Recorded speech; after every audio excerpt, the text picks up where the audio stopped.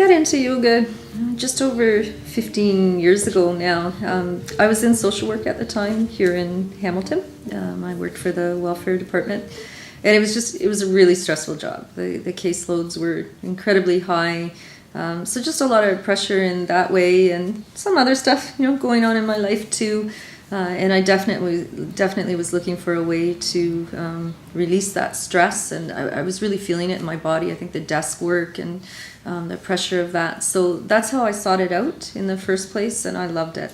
At some point, I just shifted. I just sort of reevaluated everything and decided that it wasn't what I wanted to be doing anymore. Physically, I was feeling the effects of it tremendously. And yoga helped me with that.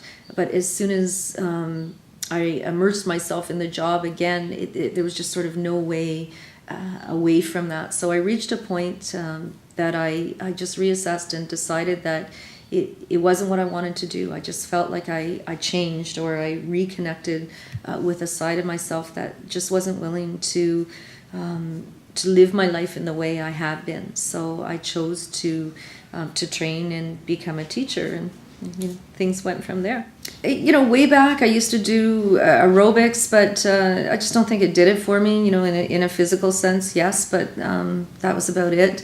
Yoga always appealed to me. I always had an interest in it, but just hadn't explored it. And then the first time I did the class, it totally resonated with me. I just thought, yes, this is right for me, and the effects were immediate. That's what I like about yoga, that in the course of a class, from beginning to end, you can walk in and feel stressed, or your shoulders are up to your ears, or your back hurts, and by the time you walk out, you can physically feel the difference, but your mind is calmed down. You just feel better all around. It definitely is a mind, body, spirit connection. And I think that's why it's so fulfilling. People are looking for more than just a physical activity. It certainly does that. It addresses the tensions in your body. It's toning. It works your flexibility, etc. But I think very much because of the breath work, it has an immense calming effect on your system.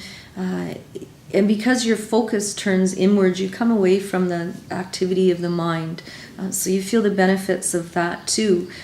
Once you've done that takes you to your center, to that quiet place inside yourself. And once you're there, then you can hear your thoughts. Your thoughts become clearer. All the insignificant things fade away into the background, and you're left with what's significant. So you connect with a deeper part of yourself that you may not otherwise. Hatha yoga is actually the physical practice of yoga. People think that's a style of yoga, but that truly actually only means the physical postures of yoga, rather than, say, a meditative form, for instance.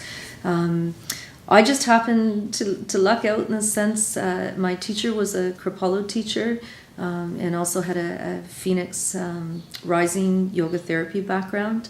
And it's a yoga from the heart. It's yoga of compassion. I think all yoga has that element, but with different approaches. So I love that about it. It's a very nurturing style of yoga. It doesn't mean that you don't work deeply and you don't receive a lot of physical benefits from that too. But the intention is to turn inward. Sometimes it's referred to as meditation in motion.